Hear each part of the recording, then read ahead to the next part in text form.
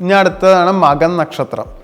മകൻ നക്ഷത്രക്കാർക്ക് എന്താ വെച്ചാൽ അവർക്ക് എപ്പോഴും സ്ഥിരോത്സാഹം ഉണ്ടാവും, നിശ്ചയദാർഢ്യം ഉണ്ടാവും, അതുപോലെ സ്വന്തം കാര്യം മാത്രമേ നോക്കുള്ളൂ.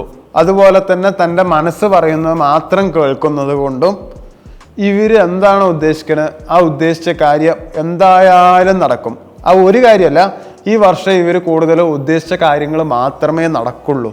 അങ്ങനെയാണ് മകൻ നക്ഷത്രക്കാർക്ക് ഉണ്ടാവുക.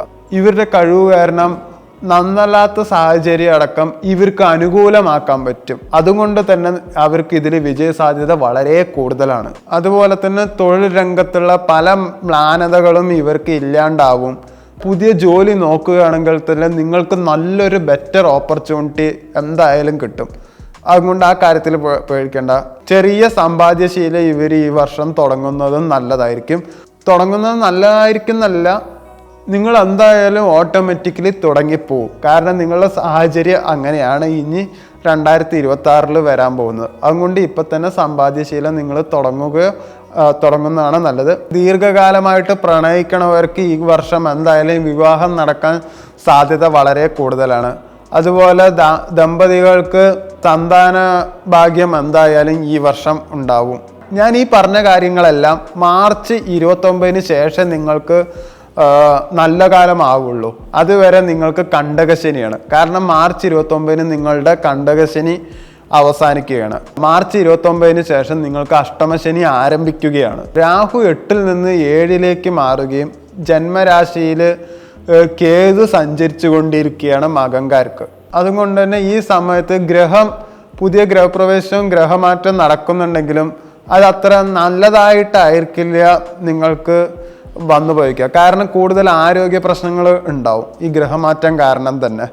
അതുപോലെ തന്നെ ദാമ്പത്യ ജീവിതം തുടങ്ങുമ്പോൾ സന്താനങ്ങളൊക്കെ ഉണ്ടാവും, പക്ഷെ കുറച്ച് അല്പരസങ്ങൾ കൂടുതൽ കടന്നു വരാൻ സാധ്യത കൂടുതലാണ്. അതുകൊണ്ട് ഏതെങ്കിലും ഒരാൾ താഴ്ന്നു കൊടുക്കുകയോ അല്ലെങ്കിൽ മകൻകാർ തന്നെ അത് വിട്ടുകൊടുക്കുകയോ ചെയ്യുന്നതായിരിക്കും നല്ലത്. ഒരു വർഷത്തിലെ കാര്യമായതും കൊണ്ടാണ് അധികം ഡീറ്റെയിൽ ഇല്ലാണ്ട് ഞാൻ പറയുന്നത്. അടുത്ത വീഡിയോയിൽ ഓരോ മാസത്തിലും നിങ്ങളുടെ മാസഫലം പറയുന്നതാണ്.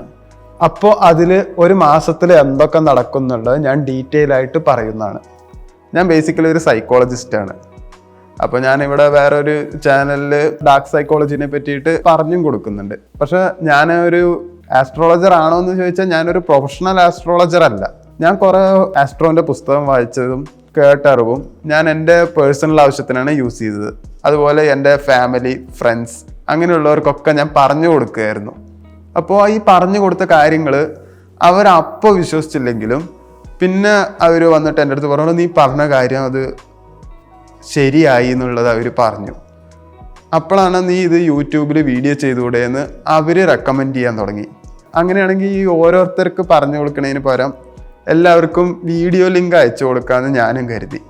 പിന്നെ കൂടുതൽ ഡീറ്റെയിലിംഗ് വേണ്ടവർ മാത്രം വിളിച്ചാൽ മതി എന്നുള്ളത് ഒരു തീരുമാനത്തിൽ ഞാൻ എത്താൻ തുടങ്ങി. അങ്ങനെയാണ് ഞാനിപ്പോൾ ഈ വീഡിയോ ചെയ്യാൻ തുടങ്ങുന്നത്.